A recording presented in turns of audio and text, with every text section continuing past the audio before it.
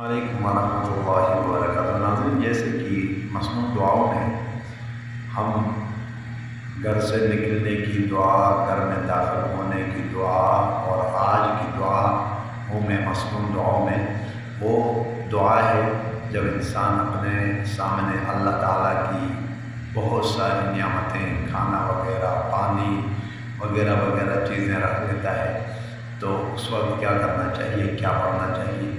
آئیں توجہ کر لیں۔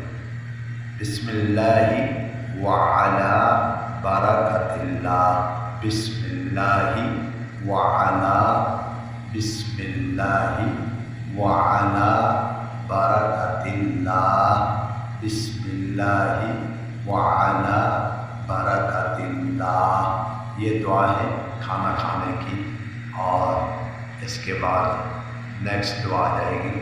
السلام علیکم ورحمۃ اللہ۔